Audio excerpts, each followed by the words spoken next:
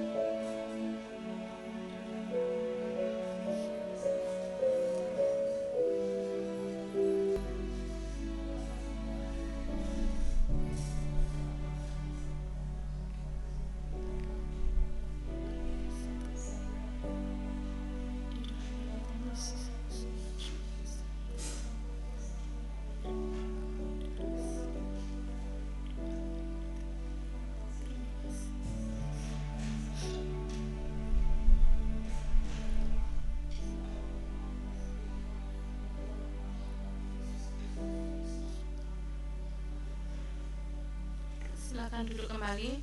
Selamat pagi, selamat kita bertemu dalam kasih Tuhan Yesus Kristus. Pujian awal kita pujikan, aku senantiasa memandang Tuhan.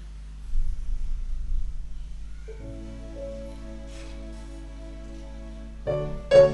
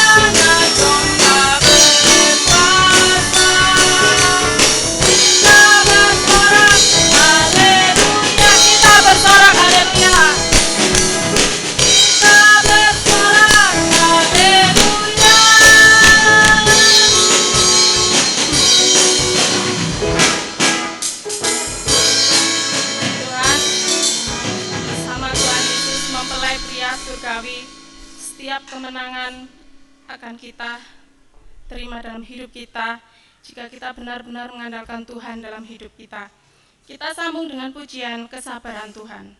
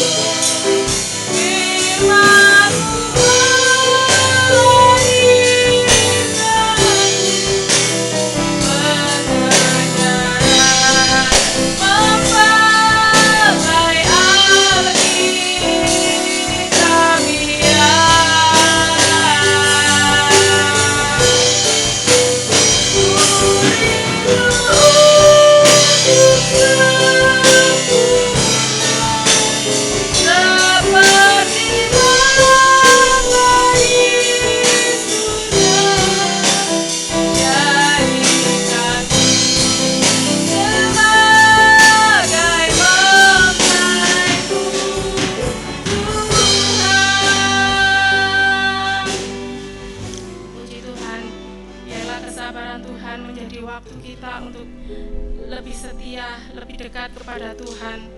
Karena di hari-hari akhir ini banyak sekali kasih yang sudah hilang dari manusia, tapi biarlah kita boleh bersandar kepada Tuhan supaya hidup kita semakin hari semakin dipulihkan oleh Tuhan. Saya undang untuk jemaat bangkit berdiri, kita akan mendengarkan firman Tuhan. Kita pujikan pujian Kristus Penolongku.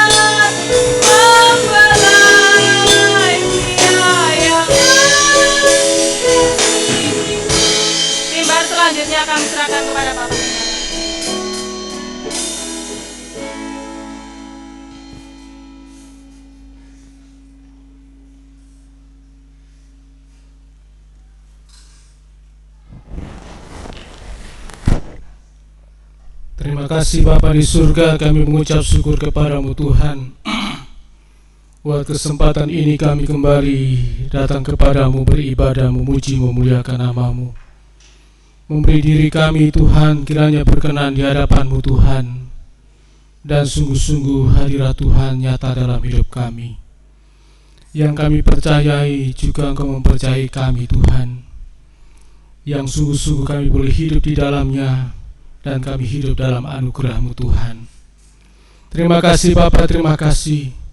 Urapi setiap kami dengan urapan Roh yang kudus dalam kami mendengarkan firman-Mu, Tuhan, supaya firman Allah, firman Tuhan menjadi kekuatan pertolongan bagi kami di tengah-tengah situasi kondisi kami hari-hari ini, supaya terus kami memperjuangkan Tuhan dalam hidup ini, dan hidup ini dalam berkat dan pertolongan-Mu, Tuhan.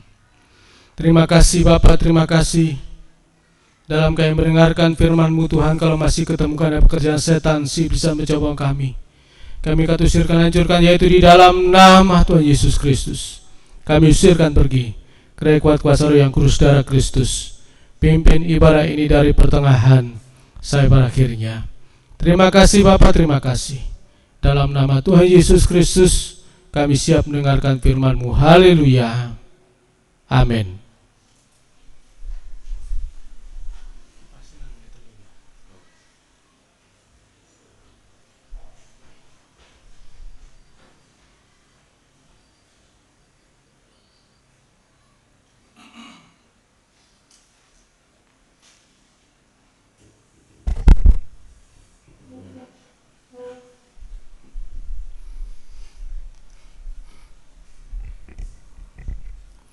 Salam sejahtera dalam kasih Tuhan kita Yesus Kristus. Kita kembali akan memperhatikan firman Tuhan pada kesempatan siang hari ini.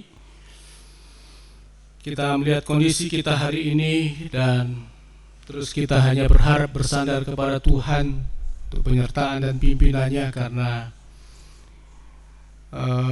pandemi COVID ini rupanya Surabaya kembali zona merah, gitu ya. Dan zona hijau di Jawa Timur nihil, tidak ada. Semuanya bertambah. Surabaya kemarin penambahannya 600 sekian, ya. Indonesia 3.300 sekian, ya. Jadi mendekati 170.000 secara keseluruhan. Dan yang meninggal 7.500-an lebih, ya, 7.600 berapa kita dia. Jadi kita perhatikan bahwa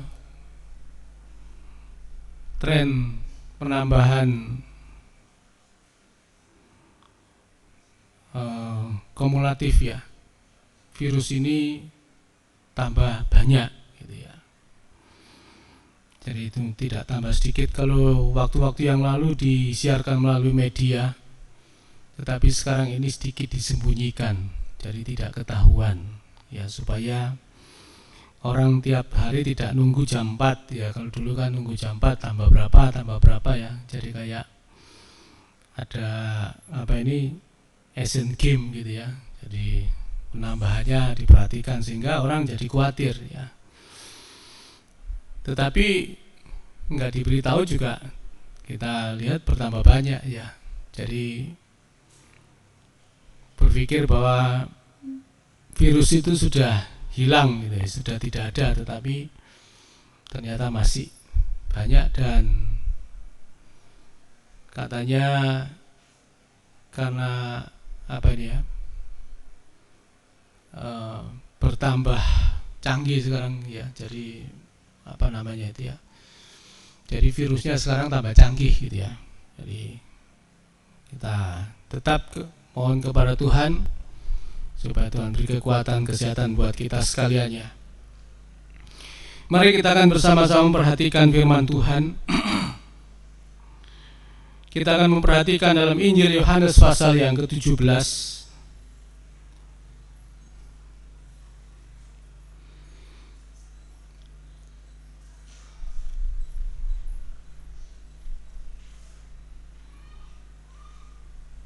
Kita akan baca melihat yang ke-14. Aku telah memberikan firman-Mu kepada mereka, dan dunia membenci mereka, karena mereka bukan dari dunia sama seperti aku bukan dari dunia. Yohanes 17 ayat 14. Aku tidak meminta supaya engkau mengambil mereka dari dunia, tetapi supaya engkau melindungi mereka daripada yang jahat. Mereka bukan dari dunia, sama seperti aku bukan dari dunia. Kuduskanlah mereka dalam kebenaran, firman-Mu adalah kebenaran. Sama seperti engkau telah mengutus aku ke dalam dunia, demikian pula aku telah mengutus mereka ke dalam dunia. Dan aku menguduskan diriku bagi mereka, supaya mereka pun dikuduskan dalam kebenaran.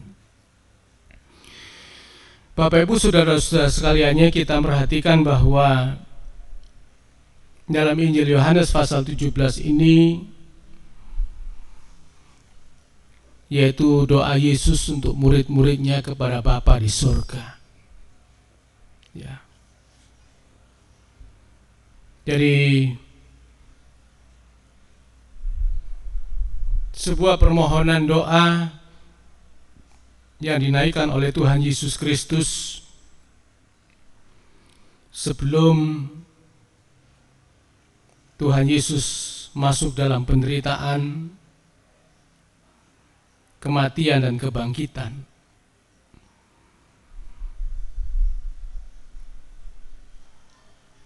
Sebuah doa yang dinaikkan, doa untuk murid-muridnya.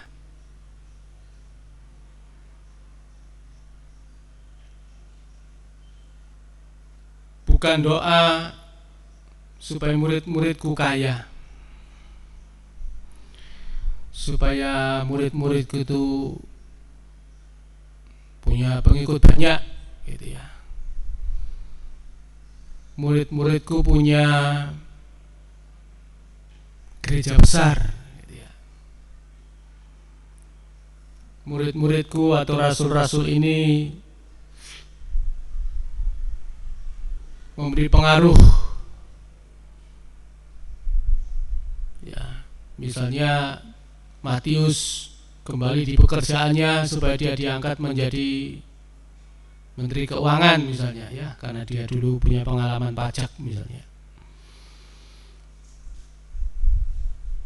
Tetapi doa Tuhan Yesus Kristus mengatakan bahwa aku telah memberikan firman-Mu kepada mereka dan dunia membenci mereka.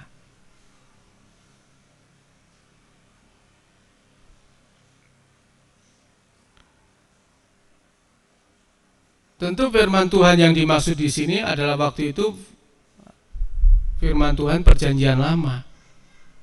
Karena perjanjian baru belum ada dan baru ditulis. Perjanjian baru itu setelah tahun 100 Masehi, artinya lengkap.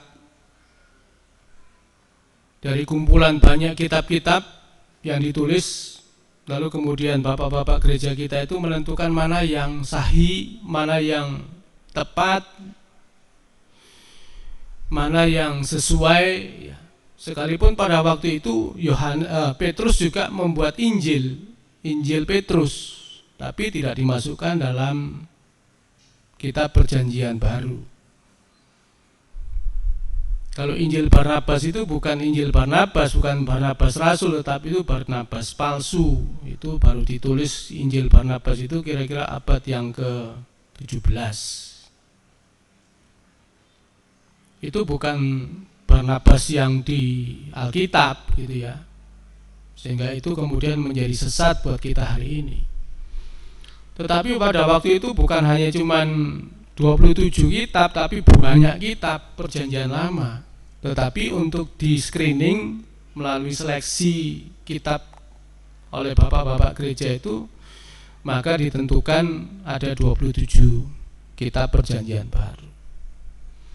Nah, tentunya kalau kita berkata di sini, aku telah memberikan firman-Mu kepada mereka, ya dimaksud juga firman Tuhan yang sudah beredar pada waktu itu adalah firman Tuhan perjanjian lama, 39 kitab.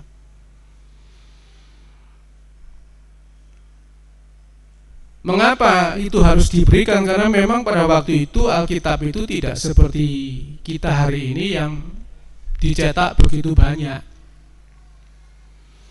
Alkitab pada zaman Tuhan Yesus itu hanya bisa ditemui di rumah ibadat. tidak bisa ditemui di sembarang tempat. Kalaupun ada firman Tuhan pada waktu itu, di tempat-tempat lain itu hanya dalam bentuk kayak prasasti, ditulis di dinding, ditulis di mana, di depan-depan rumah dan sebagainya. Tetapi dibawa menjadi sebuah buku, menjadi sebuah kitab, nggak bisa. Karena dulu bentuknya gulungan-gulungan. Ya, Alkitab kita dulu bentuknya gulungan-gulungan kitab. Wah, itu kalau kemudian kitab Kejadian misalnya ada 50 gulungan, waduh mbawai. Ya kan, itu gulungannya dari gulungan apa ini? Kulit. Ya, saya kalau lihat kulit itu di depan itu ya, ditumpuk-tumpuk, 50 tumpuk itu piro dukure kan gitu ya. Wah, itu digawa renteng-renteng dibawa ke sana ke sini apa enggak rusak ya? Coba. Ya, bahan yang lain menjadi pada masa itu menjadi bahan penulisan itu yang dipakai, bahan yang lain adalah papirus. Yaitu dari bahan-bahan tumbuh-tumbuhan.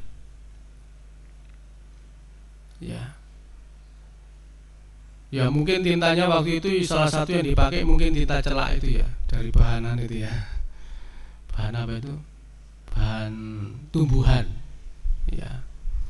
Mungkin ya tinta-tinta itu ya, tinta-tinta tumbuhan itu ya, diambil menjadi tulisan. Dan itu tidak bisa bertahan lama. Makanya orang Yahudi itu harus menghafal Alkitab. Ada orang khusus itu suruh menghafal. Dan Alkitab Perjanjian Lama itu pernah terbakar itu, pernah itu zaman Nabi Yeremia. Terbakar, bayangkan terbakar terus gelek di mana? Ditulis ulang. Dan bayangkan waktu itu yang artinya yang menghafal itu ada 50 orang penghafal. Apa ini? Kitab-kitab itu dikumpulkan baru ditulis lagi. Ya. Baik, ini pas kemudian waktu menghafal dia ngantuk, nggak konsentrasi. Waduh, meleset itu. Waduh, meleset itu. Ya kan? Makanya ada orang tanya, kitab sucinya orang Kristen itu benar apa enggak gitu ya. Ya, karena mereka menganggap bahwa itu tulisan manusia, bukan tulisan Allah gitu ya, bukan tulisan Tuhan gitu ya. Ya. Jadi mereka mempertanyakan itu. Ya. Ya jelas yang orisinil itu yang Perjanjian Lama yang sekarang dalam terjemahan yang kita baca hari ini. Mengapa Alkitab kok harus diterjemahkan ke dalam bahasa-bahasa sampai ke bahasa suku pun ada kan? Bahasa Alkitab bahasa Jawa ada, bahasa Madura ada, bahasa Toba ada, nah, Batak ya, bahasa Toraja ada, semua bahasa-bahasa ada. Ya, kenapa aku tidak bahasa aslinya? Wah, kalau kita belajar bahasa aslinya modar kita ya. Ya, bahasa asli Alkitab itu bahasa Ibrani itu, bayangkan bahasa asli Ibrani itu tanpa vokal. Kalau kita ini kan abjad kita kan ada vokalnya. Vokalnya itu kan A, I, U, E, O, E, O. Kalau yang lain B, C, D itu kan konsonan. Nah, bayangkan waktu itu orang membaca tulisan yang nggak ada vokalnya, apa nggak bulat, kita nggak bingung gitu ya. Ya, wah itu susah setengah mati. Tetapi persoalannya bukan soal terjemahannya atau soal kitab kita ini kok diterjemahkan ke, tetapi masalahnya bahwa semua yang disiarkan atau semua yang diberitakan di semua tempat, dalam semua bahasa, dalam semua terjemahan itu sama. Sama. Memang ada sedikit karena kemiskinan tata bahasa ya, sehingga Alkitab kita bahasa Indonesia ini miskin sekali tata bahasanya. Kalau bahasa Inggris itu masih lumayan kan, ada bentuk pas itu kan masa lalu ya, pas ya, betul ya, kalau saya yang pintar bahasa Inggris ini ya. Kalau sekarang present Kalau masa yang akan datang apa? Future.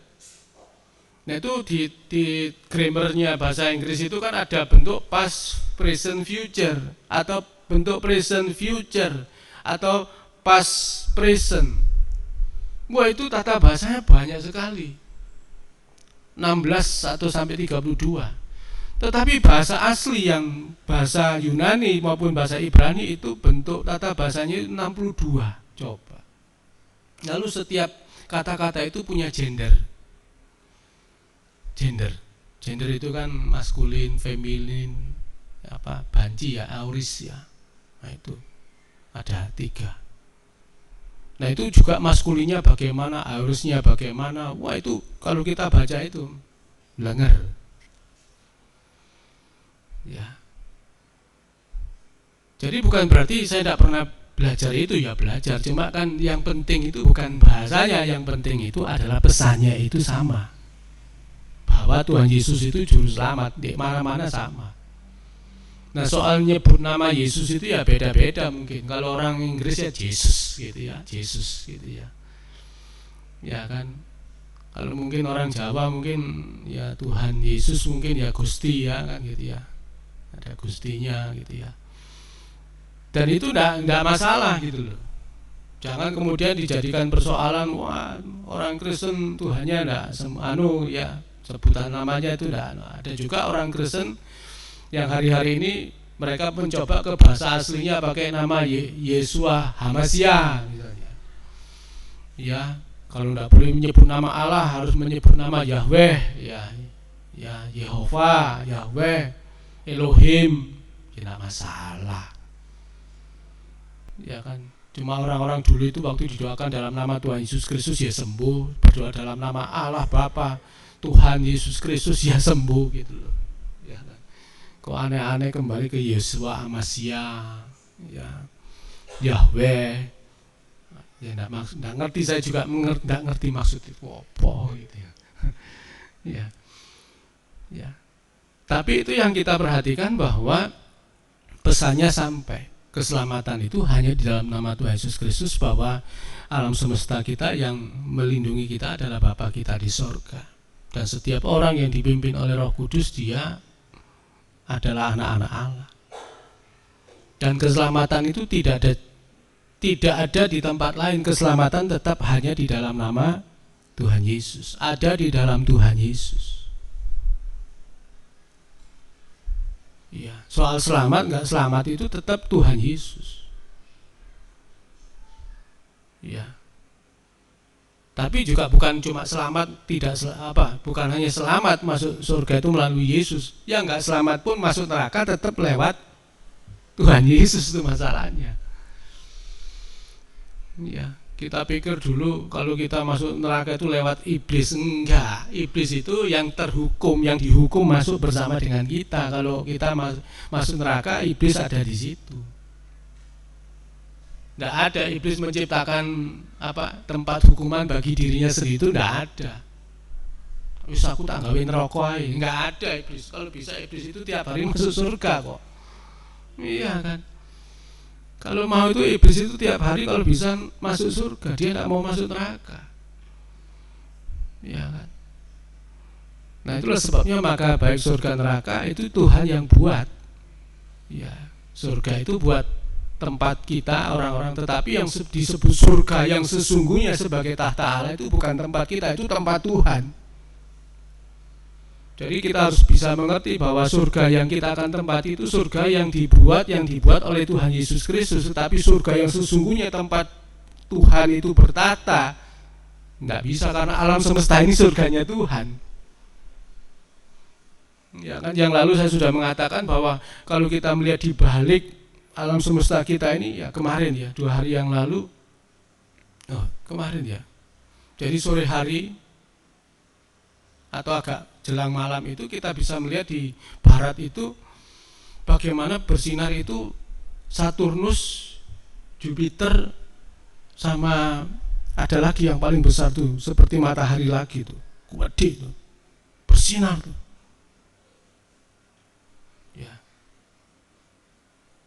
Ya mungkin kalau nggak suka nonton malam gitu ya. Saya lihat malam, hebat ya. Itu gede-gede tuh. Tak tahu nanti malam masih ada enggak itu. Wah, itu planet-planet kelihatan loh. Tapi kalau kita lihat yang kedap-kedip, yang kelip-kelip banyak itu yang bersinar di sana itu, yang dimaksud bintang yang bersinar itu matahari. Itu bukan pantulan. Dulu saya berpikir itu pantulan dari sinar matahari kita. Enggak, ternyata itu dia memang bersinar dengan sendirinya. Dan itulah matahari kita yang begitu banyak itu. Dan kalau mau hitung itu banyak sekali. Kalau dikatakan dalam Alkitab kepada Abraham, nanti keturunan maka seperti bintang-bintang di langit, itu maksudnya seperti matahari-matahari. Kalau ada benda di langit yang menyinarkan cahayanya itu matahari. Bayangkan tuh, lihat tuh tiap malam tuh kalau pas cerah gitu, kita nggak bisa bayangkan. Makanya jumlah matahari itu miliaran. Dan katanya lebih banyak jumlah bintang di langit daripada jumlah pasir di laut. Tuh, coba. Makanya kita ini kalau melihat kebesaran Tuhan itu, maka kalau kita mengatakan surga tempat tahta Allah, ya bukan yang surga di situ yang kita akan tempati, surga yang dibuat oleh Tuhan Yesus yang berkata, aku akan pergi ke sana untuk menyediakan tempat bagi kamu. Ya. Nah, bumi ini planet kecil. Kalau dilihat dari sana mungkin nggak kelihatan, dari yang bersinar di atas itu, kalau dia mungkin melihat bumi nggak kelihatan. Yang Saturnus sama Jupiter yang karena pantulan saja kita melihatnya begitu gede ya kayak gitu ya. Kalau kita dari Saturnus atau dari Jupiter sana melihat bumi kecil nggak kelihatan. Ya, kita ini kecil sekali. Nah, itu ada planet yang bisa berapa ribu kali lebih besar daripada matahari, padahal matahari wis gede loh. Kalau kita matahari itu bisa menelan bumi itu lebih dari 2000, andai kata ada 2000 lebih bumi, itu bisa ditelan itu sama matahari. Jadi gede ini itu matahari. Padahal matahari itu masih kecil. Si ono sing gede mana? Ya kalau orang keliling itu sampai mati, keliling belum selesai itu wis mati. Saking gede nih. Coba itu planet. Kalau andai kata itu jadi surga kita yang dibuat Tuhan, berarti gede. Tapi itu pun belum tahta Tuhan, karena tahta Tuhan itu alam semesta kita yang besar ini.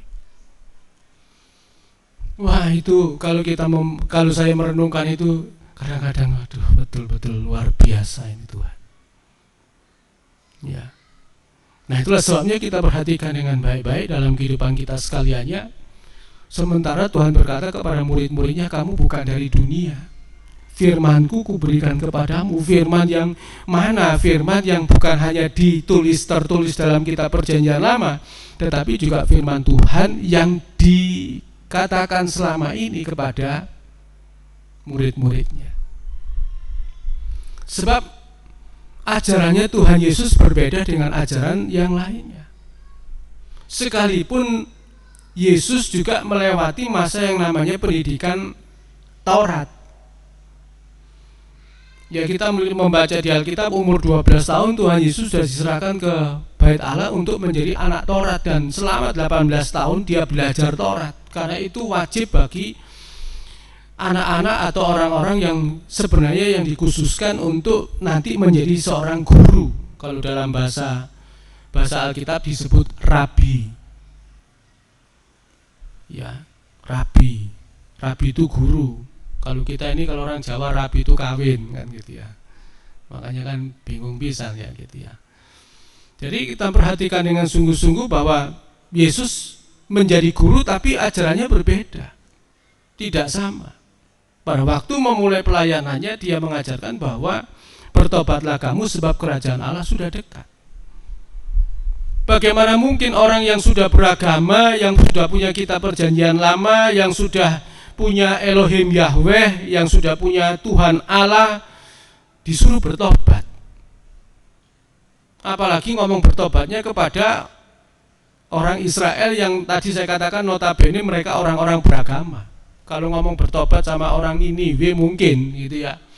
Kalau ngomong sama kalau kita ngomong sama orang bertobat itu kepada waktu itu kepada orang Mesir mungkin. Tapi ini kepada orang Israel yang mereka sudah punya agama hampir 1500 tahun. Coba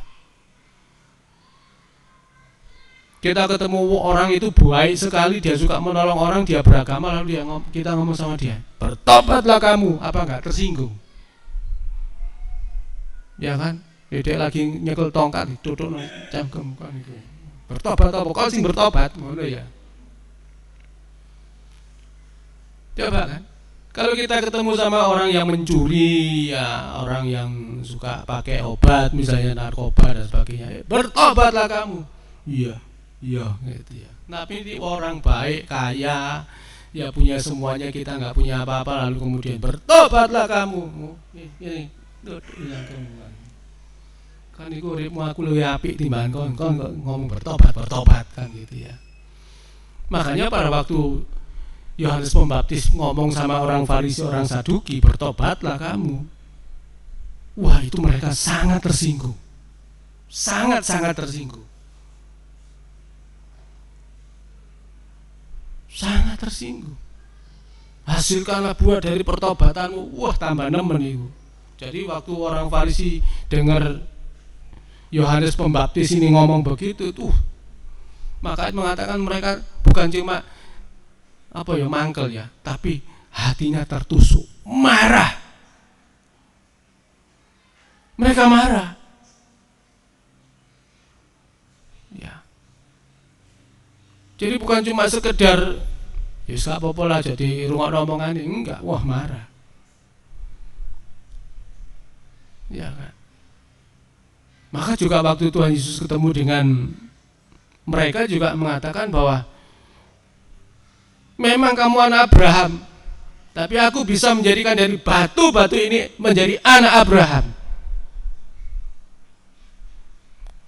Ya. Batu-batu ini bisa menjadi anak Abraham daripada kamu. Ya memang batu itu setia kan, disawat nang sopo ae dhek tetap lari kan, terbang. Dia enggak kemudian menolak, kemudian mandek di jalan gitu enggak. Ya, jadi itu teguran keras. Nah itu seringkali kan juga kita begitu. Saya ini salah apa? Kan gitu ya. Saya ini salah apa? Loh. Ya kan. Saya ini salah apa? Kok mesti saya suruh bertobat nih, saya ini salah apa? Ya, apalagi kalau ngomong sama ahli Taurat ya, sama orang-orang, apalagi ngomong kayak pendeta gitu ya. Wah paling sore tuh. Pak pendeta bertobat ya. Gitu ya. Wah tersinggung gitu. Wah sangat tersinggung tuh. Ya, saya 1 minggu ini melantik pendeta-pendeta karena saya termasuk wakil pengurus Jawa Timur ya. Jadi kadang-kadang ya begitu. Ya. Kita ini pendeta-pendeta ini merasa diri paling benar, paling hebat, paling sudah punya firman, sudah paling wah ini yang menentukan masuk surga bukan cuma Tuhan Yesus, tapi saya juga bisa gitu ya. Pendeta juga bisa gitu ya. Tapi saya ngomong bertobat. Ya. Karena mereka makin mendalami dan makin mengerti firman Tuhan, mereka menjadikan Alkitab itu hanya literatur, tetapi bukan menjadi hidupnya.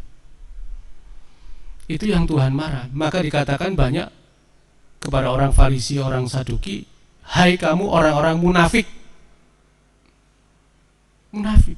Luarnya putih, bersih, tapi kayak kuburan, jerone bosok. Nah, gitu ya. Dalamnya rusak. Ya. Wah, pakaiannya pakaian imam. Wah, tetapi otaknya otak duniawi. Masih menunggu persembahan-persembahan dari orang-orang yang Tuhan di situ melihat mereka itu munafik. Nah, ini juga buat kita semuanya. Maka dikatakan kepada murid-muridnya bahwa dengan dia memberikan firman-Nya, firman Tuhan Yesus kepada mereka, jangan harap dunia itu mengasihi mereka. Tetapi ayat mengatakan Aku telah memberikan firman-Mu kepada mereka dan dunia membenci mereka. Karena mereka bukan dari dunia sama seperti aku bukan dari dunia. Jadi kalau kita hari ini makin melakukan firman Tuhan dan kita itu makin dibenci sama dunia, artinya apa? Makin melakukan firman Tuhan malah segala keinginan dunia kita nggak terpenuhi. Kan itu kan berbalik seperti orang-orang dulu ya, dia berpikir wah ikut Tuhan, diberkati Tuhan, yang miskin, kaya, yang pokoknya semuanya. Kalau bisa dunia ini diberkno sama dia gitu ya. Wah, dapat semuanya. Tetapi enggak, sekarang berbeda. Tuhan Yesus tidak demikian. Makin kamu ikut aku, kamu makin mengenal firman-Ku, makin dunia itu membenci kamu, makin segala fasilitas dunia itu malah enggak kita terima. Kenyamanan dunia kita tidak dapatkan. Nah, kita kan maunya begitu. Wah, kalau bisa ini dunia yang kita minta, ya artinya hal-hal yang di dunia ini kita mohonkan kepada Tuhan, Tuhan menjawab doa kita. Dan apalagi kalau kita sudah mendapatkan semuanya lalu kita berkata ini semua karena doaku kepada Tuhan. Wah, ini kan aneh gitu loh. Jadi kita perhatikan dengan sungguh-sungguh bahwa makin sebenarnya kita itu makin dibenci oleh dunia. Fasilitas-fasilitas dunia itu dipretelian gitu ya. Ya, kok Tuhan, kok ikut Tuhan kok begini. Ya. Jadi itu enggak enak loh. Waduh, enggak enak. Kenyamanan dunia itu diambil dari kita. Wah, berat itu. Ya. Bukan hanya Bapak Ibu, saya juga ngalami itu. Ya kan. Di awal tahun yang lalu saya sudah siapkan semuanya. Ya. Ternyata yang kita hadapi ternyata pandemi. Ya. Saya masih bulan Maret, April saya masih pegang ada 3 proyek waktu itu. Masih ada proyek ruko di Jakarta, lalu villa di Prigen, ya, lalu satu lagi itu di Sidoarjo. Waktu itu langsung saya masuk bulan April kedua langsung saya cut. Saya pulangkan semua, sudah tidak ada pekerjaan lagi. Ya, saya bilang sama pemiliknya kalau mau dilanjutkan cari orang lain, kalau enggak pakai orang saya dan saya tidak mau terlibat. Ya. Jadi waktu-waktu itu masih enak gitu ya. Wah, makin kesini membantu ST dan sebagainya. Rupa-rupanya yang sedang dikosongi itu tabungannya dikosongi semua, dintekno kabeh. Kan tidak ada pemasukan, terpaksa harus tabungan dipersembahkan kepada Tuhan kan begitu. Ya. Tapi itu kan firman Tuhan kan membuat saya pada waktu itu kan sudah membuat seperti itu terus. Bagaimana kita hidup tidak lagi duniawi. Wah, pengalaman itu enggak ringan, berat. Stres. Iya kan? Ya. Nah, karena saya ini dunia ya melayani Tuhan, ya dunia saya juga dunia pekerjaan yang lalu ya banyak pinjaman. Akhirnya nggak bisa bayar pinjaman, bolak-balik ditelepon, gerusui pisang kan gitu ya. Ya, wah ini Pak Pendeta ini, ya wis lah cok ngomong nih soal nagih cok pakai pendeta ya. Nanti aku bayar. Kalau nggak bisa bayar di sini saya bayar di surga. Nih ketemu sampean di surga loh ya, kan gitu. Ya, lakin kita kan mesti fair karena juga keadaan kita hari ini seperti ini. Ya. Ya kan, apalagi hari-hari ini orang-orang yang sudah tabungannya mulai menipis dan sangat tipis kemudian menantikan BLT dari pemerintah. Pinter pemerintah itu. Nanti akan dikasih 1.200.000 akan dikasih 600. Ternyata ngomong tok, pinter aja nih. Ya kan? Sama dengan apa ini, dokter-dokter, para medis, guru-guru nanti akan dapat gaji ke-13. Itu diomongin terus, tapi gak mudeng-mudeng kan gitu ya. Wis kadung ini gak mudeng-mudeng ya. Jadi hampir tiap hari saya lihat ada beberapa orang-orang pergi ke bank itu hanya untuk ngecek 600 wis mudeng apa guru. Jadi saya juga ketawa terus gitu ya. Wah, di bank ini lagi penuh gara-gara orang-orang yang lagi ngecek ya. Jadi ya itulah lucu-lucu ya kita lihat. Jadi kita perhatikan dengan sungguh-sungguh sekarang bagaimana hidup kita. Apa kemudian kita mujizat Tuhan, magician dari Tuhan? Tidak begitu. Tuhan tidak mengajar begitu.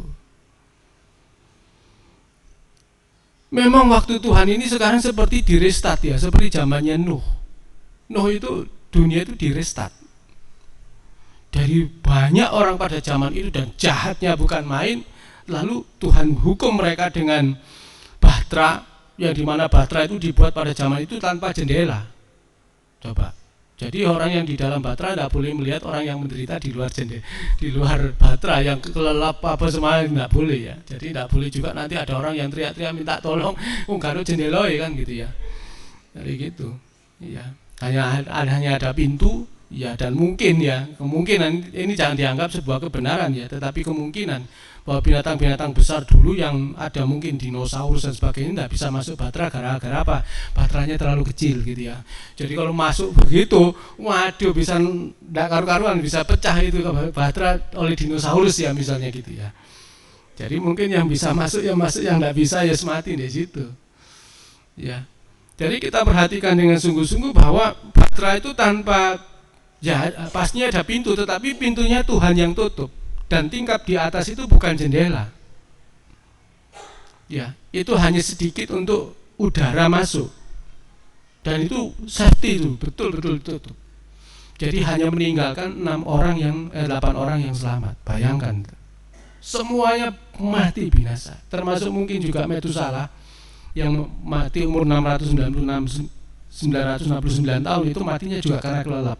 Karena kalau dihitung betul ternyata banyak generasi sebelum zaman Nuh itu orang-orang yang usia panjang itu mati gara-gara dibunuh dengan kelelep. Ya. Dan itu kita perhatikan bahwa seperti di Sodom dan Gomora juga direstart ya. Semua orang dibunuh semua tuh, coba. Nah, kalau Alkitab kita menurut Wahyu pasal 6 ayat yang ke-8, 1/4 bumi ini akan binasa oleh kuda pucet namanya, kuda hijau kuning. Maka hari ini kan masih di dunia ini masih, kemarin saya cek itu masih 24 jutaan yang terkonfirmasi kena virus. Berarti si gurung, si ado kan gitu ya. Wah, masih banyak ya, karena kalau bumi kita sekarang ini ada 8 miliar orang, 1/4-nya berarti yang harus mati kurang lebih 2 miliar. Kan gitu ya. Wah, itu bunuh orang 2 miliar tuh apa enggak? Kebanyakan gitu ya.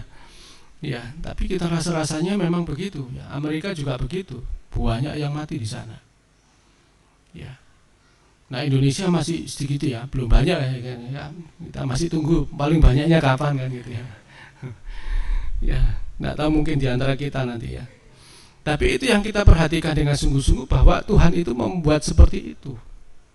Tuhan mengarahkan kehidupan kita tidak lagi kepada perkara dunia ini. Memang resesi kesehatan ini dengan resesi ekonomi kita akan alami itu, membuat orang cenderung kepada pikiran dunia ini. Ya kan?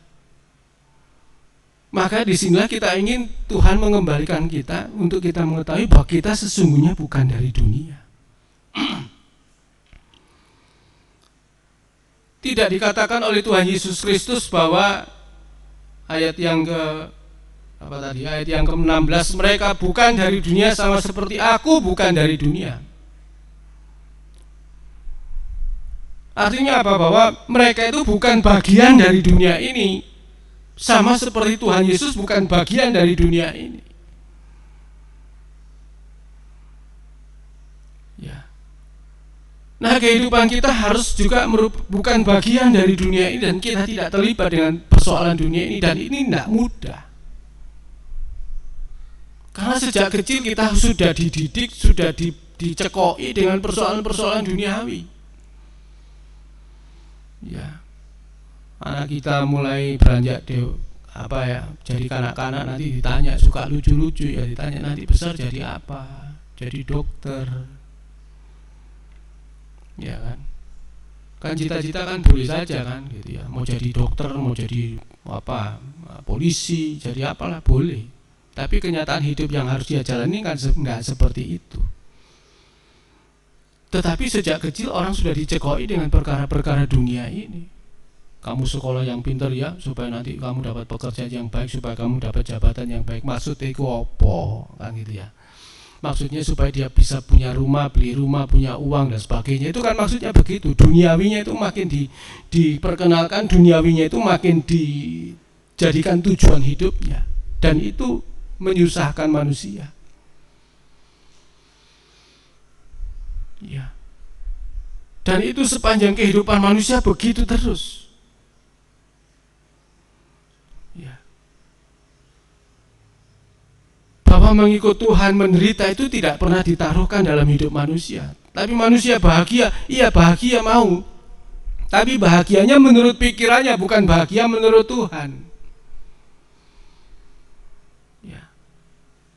Nah, orang kalau mau bahagia menurut Tuhan kan beda dengan kita bahagia menurut Yesus ya. Dalam Matius pasal 5 itu ucapan bahagia Tuhan Yesus itu beda ya.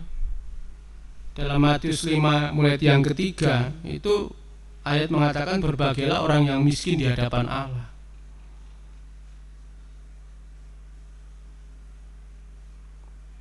Ya kan? Loh, mana ada orang miskin bahagia itu, mana ada kan gitu loh. Ya kan, kalau kita itu pikiran dunia kita hari ini, mana ada Tuhan orang miskin itu bahagia. Kalau miskin di hadapan Allah itu berarti kan apa yang kau minta dari Tuhan itu gak dijawab gitu loh. Duniawimu, Tuhan aku minta rumah gak dijawab, Tuhan aku minta fasilitas lain-lain, Tuhan enggak tak jawab. Itu kan dimiskinkan Tuhan kan gitu ya. Mestinya orang yang seperti itu yang mempunyai kerajaan surga. Tapi mana ada orang kemudian seringkali menaruh bahagianya kepada kekayaan, bukan pada miskinnya. Nah, hari ini kita belajar bagaimana kita miskin tapi bahagia, nah, kan itu ya. Wah, ini berat ya. Makanya saya katakan ikut Tuhan tuh waduh susah gitu ya. Ya. Nah, orang-orang dulu itu, makanya saya pikir penginjil dulu ngomong kosong apa itu. Muji tok hoak. Iya kan. Ya ikut Tuhan supaya kamu diberkati Tuhan, yang sakit sembuh, yang miskin kaya. Bel gedes.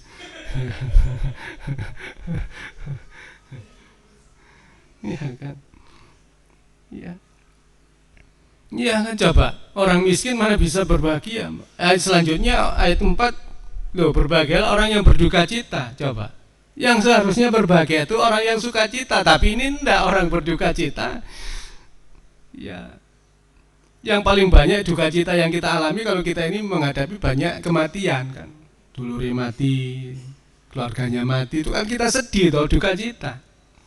Ya, kita menghadapi persoalan yang tidak habis-habis, itu kan berduka cita. Tapi malah Tuhan mengatakan berbahagialah orang yang berduka cita. Coba. Ya. Nah, ini kan aneh gitu ya. Berbahagialah orang yang lembut, yang lemah lembut.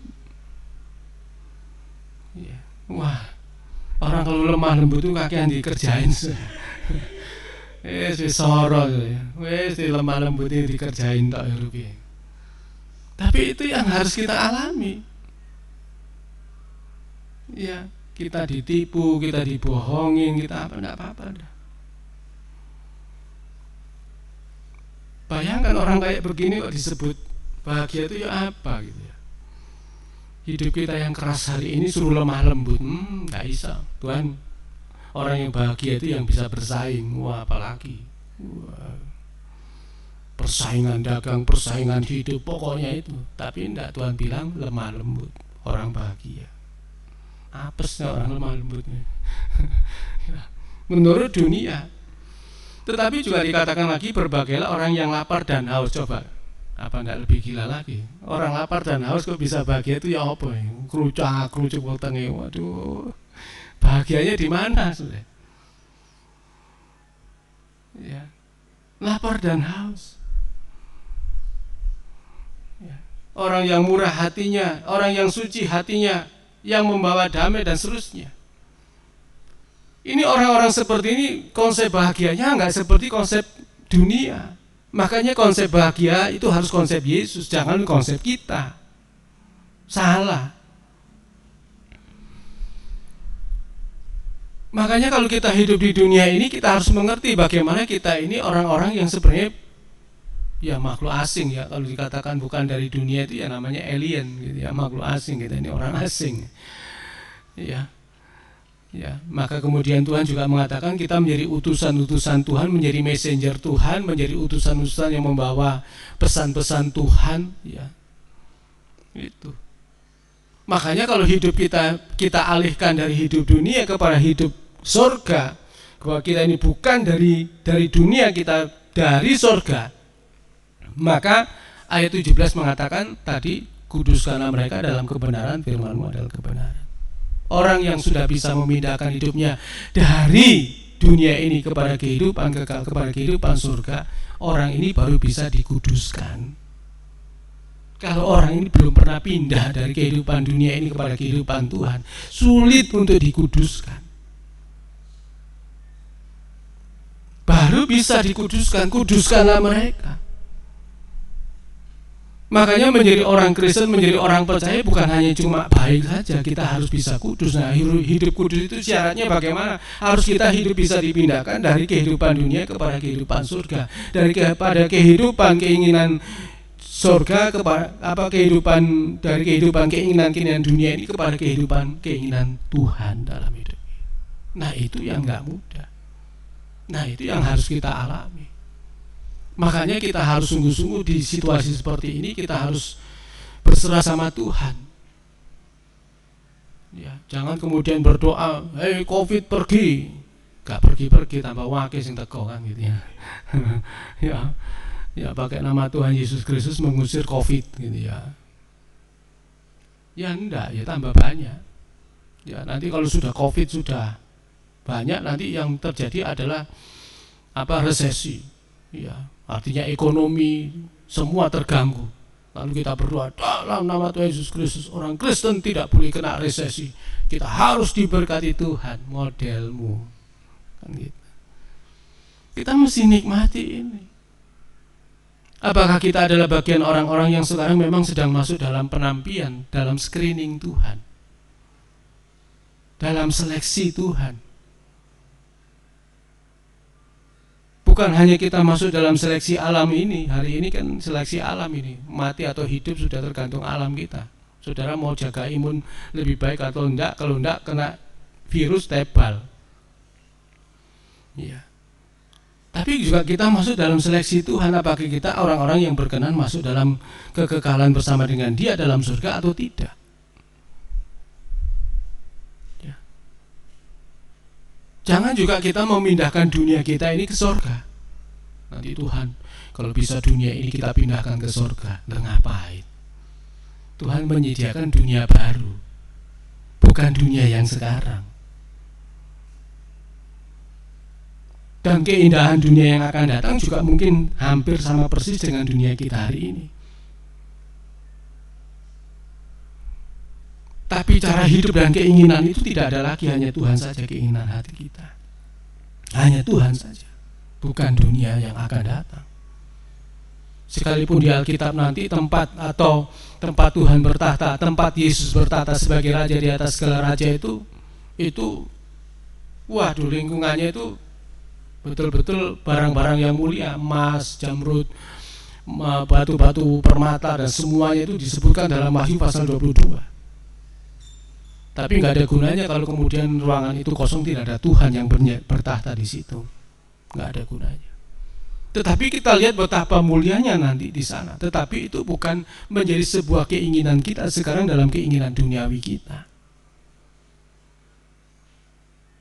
Ya, kita mau menurunkan surga supaya surga di sana juga menjadi surga kita di sini, tidak bisa. Kita harus betul-betul ayat mengatakan seperti tadi, kita bukan dari dunia, sama seperti Yesus bukan dari dunia. Aku menguduskan diriku bagi mereka supaya mereka dikuduskan dalam kebenaran. Ya, bagaimana? Yaitu sama seperti Engkau telah mengutus aku ke dalam dunia, demikian pula aku telah mengutus mereka ke dalam dunia.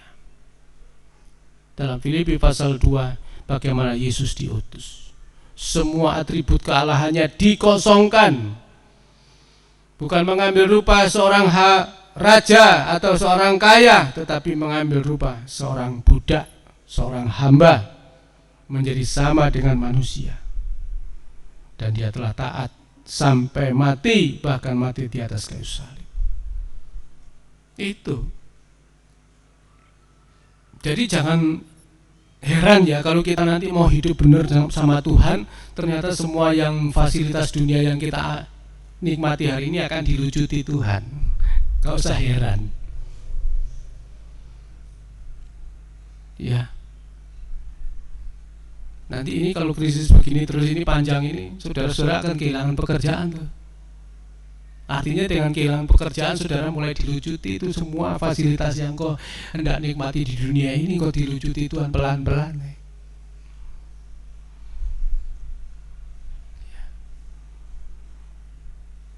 Wah, sementara keinginanmu masih banyak dan besar. Masih pengen ini, masih pengen ini, masih ingin ini, masih ingin ini kan. Tapi resesi yang akan kita alami nanti seperti ini hebatnya.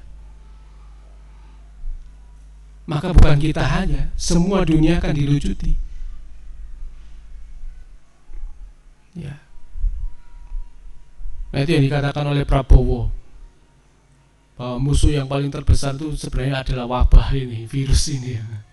Ya. Tapi kalau kita nanti menang, nanti itu menjadi cerita ya. Kalau nanti 20 tahun lagi atau 25 tahun lagi saya masih hidup ya misalnya ya. Jangan terus amin, enggak, saya enggak. Ada orang itu kalau saya nanti mati umur 100 tahun, enggak, saya enggak mau amin gitu. Waduh, ketuaan saya. Aduh, sorong ya.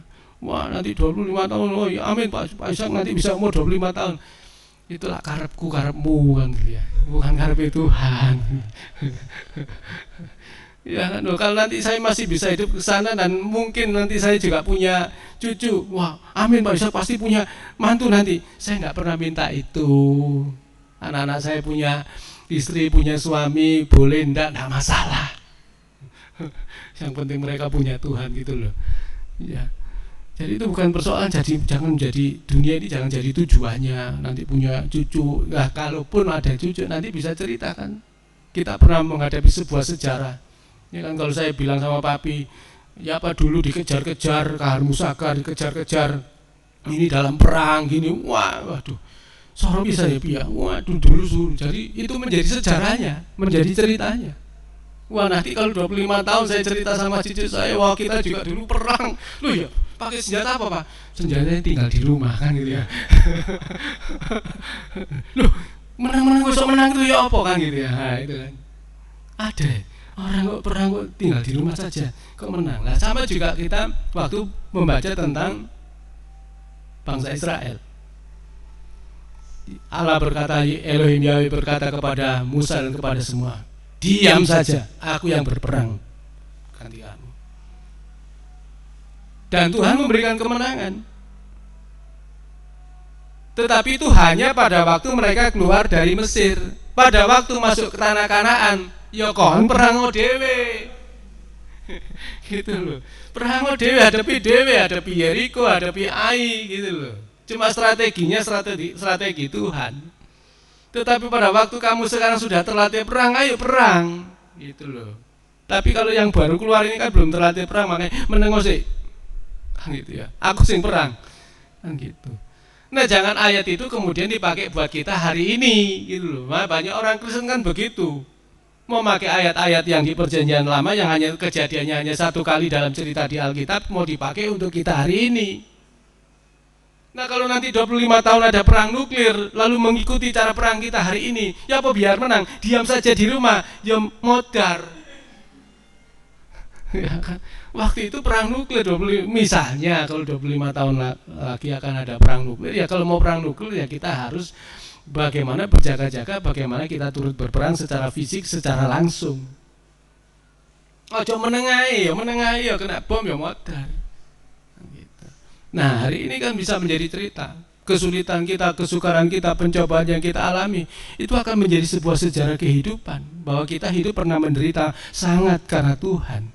Dan itulah yang harus kita sekarang ini alami. Ya, alami.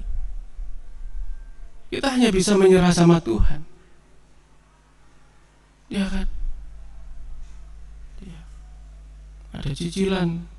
Bolak-balik telepon saya tidak bisa bayar. Ya. Nah sekarang ini banyak saya dengar telepon dari teman-teman juga gitu. Karena nggak bisa bayar cicilan, moro-moro hilang duit nang bank. Moro-moro disusul sama email, uang Anda sudah didebet.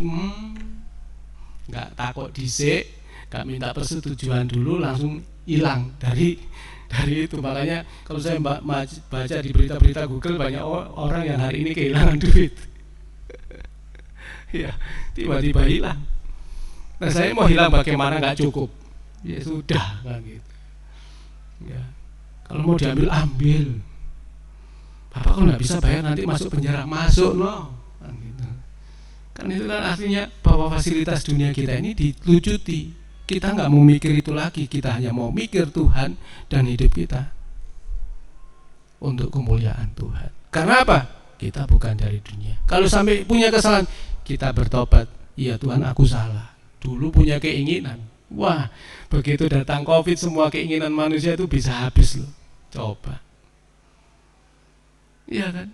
Tahun yang lalu kita, akhir tahun kita nanti tahun ini akan begini, bisa begini. Hilang semua, habis semua. Bukan hanya kepada kita, yang gede-gede juga pada runtuh semua. Perusahaan-perusahaan besar pada runtuh semua. Ya kan? Makanya kita diberi hikmat oleh Tuhan hari ini untuk kita hidup untuk kemuliaan Tuhan. Minta hikmat Tuhan. Makanya Tuhan berkata bahwa manusia bukan hanya hidup dari roti saja, tapi dari setiap firman yang keluar dari mulut Allah. Bukan berarti lalu mendino mangani Alkitab, tetapi firman Tuhan membuat kreatif kita. Wah, orang-orang di situasi seperti ini banyak yang kreatif ya. Kemarin saya sore-sore itu mau berangkat ke baktian kaum muda, saya, di pinggir jalan kenjalan, wah kayak ono apa jenenge gak ngerti ya, gak jelas, minuman lu macam-macam ya. Ya kan? Sehingga apa itu kopi udek gitu, jenenge itu dadi dalgona gitu ya kan gitu ya. Kopi udek kan, kopi diudek kan biasa, cuma kalau dalgona itu ngudeknya gawe anu ya. Gawe apa? Mixer yo. Ini diombe padha ae. Wah, cuma istilah itu wae. Ya, sekarang itu apa? Ada lagi minuman apa? Es cau itu enggak ngerti sebutannya apa ngono lho. Teh apa maneh? Teh macam-macam sekarang. Ya. Ya dulu ada teh dari Malaysia, teh tarik ya. Ya kan? Mungkin ada yang sekarang ya pakai istilah bukan teh tarik, teh nyurung kan gitu ya. Yes, macam-macam deh. Iya, saya kemarin dikasih minuman apa iki campur-campur gak jelas kan gitu ya. Ya cuma ya seperti itu. Karena apa? Kreatif orang. Untuk apa? Untuk cari duit, untuk makan ya. Orang jual makanan pakai mobil bagus-bagus ya, nggak malu dia, malu gak mangan. Makanya hidup kita ini pokoknya nyolong, kreatif lah. Kan gitu. Kreatif, Tuhan kasih cara, ya apa caranya ini gak iso, ya nanduro. Ya kan? Ojo mikir saya mau nanam hidroponik, mateng kon. Hidroponik itu, kalau hidroponik yang pakai pipa itu mahal dan itu gak gampang tumbuh. Karena pH air dan semua itu harus stabil. Kalau enggak turun sedikit aja besok wis kuning kabeh. Terus nanam yang paling baik ya tandur nanggone tanahe. gak duwe tanah Om, ana barang bekas iku isin tanah, tandur nang ndukure. Kan gitu. Wis tandur sing akeh. Ya sayur. Ojo nandur apa iku? Nandur nanggone gelas apa ini? Gelas aqua bekas nandur apa? Nandur pencit. Ya kapanmu uripe? Iki wong keplak iki nandur pencit nanggone anu. Ya. Wong peloke ae gede kan gitu. Makanya ya kalau nandur yang kecil-kecil yang gampang-gampang ya sayur gitu ya. Nandur bayam, nandur apa itu sawi, kangkung di situ. Ya bisa. Ya. Ya, kalau tidak punya benihnya minta saya, tak kasih gratis. Ya. Nah itu makanya kita perhatikan dengan sungguh-sungguh Tuhan kasih hidup ini kreatif. Baca firman Tuhan supaya ngerti hidup makan itu dari mana. Bukan hanya roti ini saja. Nek roti tok ya blenger ya kan bisa dikasih yang lain. Tuhan bisa makan lombok, bisa makan ini, makan itu, karena apa? Tuhan memberi kreatif hidup dengan baik. Tetapi semuanya karena firman Tuhan. Jadi mari kita tahu bahwa hidup kita bukan dari dunia. Maka kalau di situasi seperti ini dalam seleksi Tuhan, di dalam Tuhan merestat ulang kembali alam semesta kita ini untuk orang-orang yang jahat nanti biar masuk seleksinya Tuhan, maka kita harus hidup sungguh-sungguh untuk Tuhan.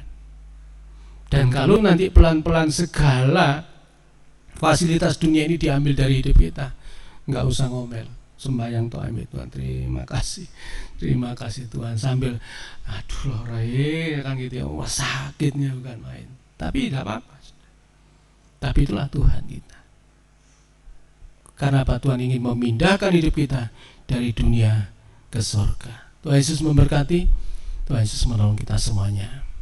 Amin.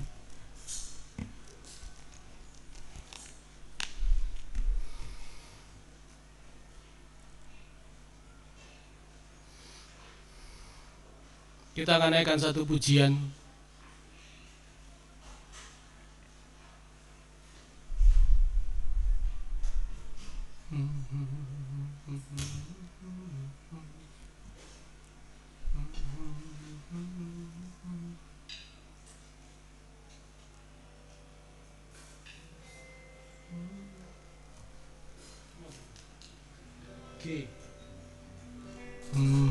Tuhanku mau menyenangkanmu. Bersama kita bangkit berdiri. Tuhan bentuklah hati ini,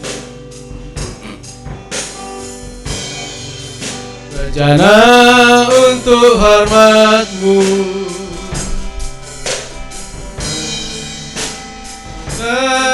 Mas-Murni. Tuhan, ku serahkan hatiku,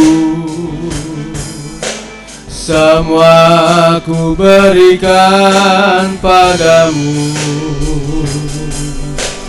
Kuduskan hingga kudus selalu,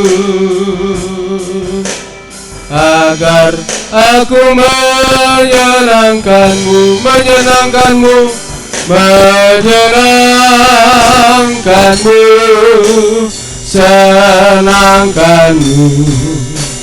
Hanya ini kerinduanku,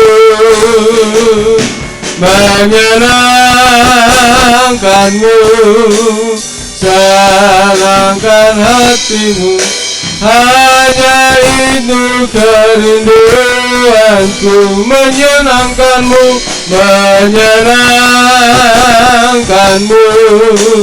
senangkanmu. Hanya ini kerinduanku, menyenangkanmu, senangkan hatimu. Hanya itu kerinduanku, sekali lagi menyenangkanmu,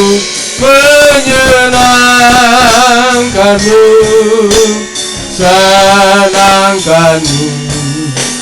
Hanya ini kerinduanku, menyenangkanmu, senangkan hatimu, hanya itu kerinduanku.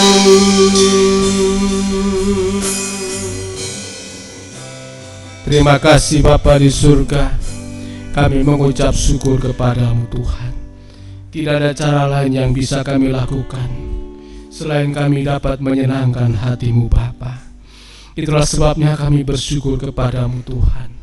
Kami berterima kasih Engkau menyadarkan hidup kami bahwa kami harus segera memindahkan hidup ini dari kehidupan dunia ini kepada kehidupan surga, supaya sama seperti Tuhan Yesus mengatakan kepada murid-muridnya dan juga kepada kami dalam doanya, bahwa kami bukan dari dunia, sama seperti Yesus bukan dari dunia.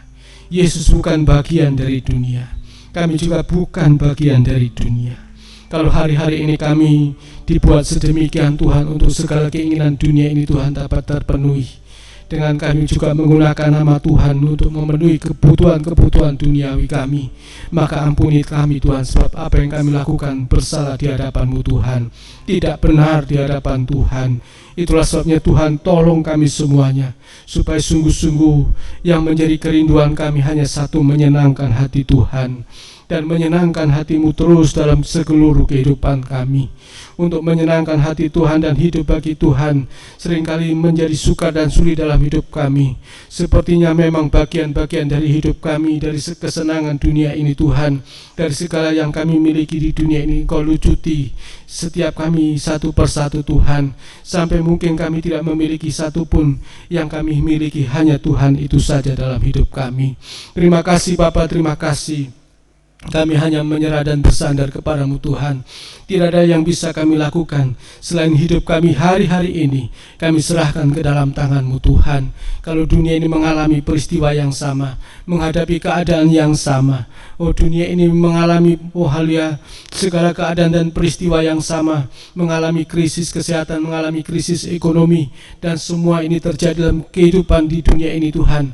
Bagian Tuhan untuk kami sungguh-sungguh tidak lagi hidup dalam segala keinginan-keinginan dunia ini, tetapi kami mulai pelan-pelan untuk kami hidup bagi Tuhan, untuk kami memindahkan diri kami dari dunia ini kepada surga yang Tuhan sediakan bagi kami sekaliannya. Terima kasih Bapa, terima kasih untuk kesempatan siang hari ini, memberkati setiap kami semuanya, menolong kami sekaliannya Tuhan. Di tengah-tengah kesukaran kesulitan ini dalam rumah tangga Tuhan, tetap Engkau satukan kami, beri kekuatan kepada kami semuanya. Demikian dalam segala pekerjaan yang kami hadapi hari ini, kiranya kami sungguh-sungguh bertekun di dalamnya. Lebih lagi kami diberikan kreatif kerja yang baik Tuhan, sebab kami tahu penghidupan ini, seluruh kemampuan hidup kami hanya dari Tuhan, dan Tuhan akan memberkati kami semuanya.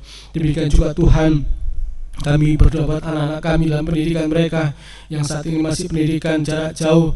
Kami serahkan dalam tangan Tuhan, kiranya Tuhan tetap beri hikmat akal budi kepada anak-anak kami, terus belajar dan belajar, supaya mereka lebih daripada itu Tuhan, mereka boleh takut akan Tuhan yang adalah sumber hikmat daripada hidup ini Tuhan.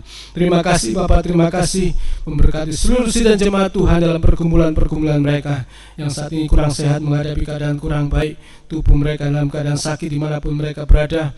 Bapak Jaidi tetap kami serahkan tangan-Mu, Bapak Tohir, Bapak Ibu dan Maji, kami serahkan tangan Tuhan, dan yang lainnya Tuhan kami berdoa tetap beri kesehatan, kekuatan, pemeliharaan mata setiap mereka semuanya, supaya sungguh-sungguh mereka boleh hidup untuk kemuliaan bagi nama-Mu, dan mereka hidup adalah bagian surga, dan hidup mereka ada dalam pemeliharaan Tuhan. Kami percaya kepada-Mu Tuhan, Kau memberkati dan menolong mereka semuanya dalam berkat Tuhan, bukan berkat kami. Terima kasih Bapak, terima kasih. Terima kasih Tuhan, kami juga berdoa secara khusus buat anak hamba-Mu, Hosea yang berulang tahun hari Rabu yang lalu. Kiranya Tuhan tolong, Tuhan berkati, Kau tetap mengingatkan dan menolong hidupnya, pakai hidupnya itu kemuliaan bagi nama-Mu. Yang lain yang berulang tahun juga Tuhan berkati mereka, umur panjang, dan juga kekuatan, pertolongan, kesehatan yang daripada Tuhan taruh atas mereka semuanya. Terima kasih Bapak, terima kasih buat siang hari ini. Tetap kami serahkan dalam tangan Tuhan, kami tetap hidup dalam kemurahan dan pertolongan-Mu Tuhan. Tuhan memberkati kami semua. Sebentar kami akan meninggalkan tempat ini, kembali ke tempat kami masing-masing, yang jauh yang dekat, yang berjalan kaki berkenan Tuhan. Sertai pimpin kami semuanya, tibakan dengan selamat dalam perjalanan kami. Dan juga sebentar kami membawa persembahan kami kepada Tuhan. Karena persembahan-persembahan ini kami persembahkan kepadamu Tuhan, bagian daripada Tuhan memeliharakan kehidupan kami sebagai hidup berkenan kepada Bapa di surga.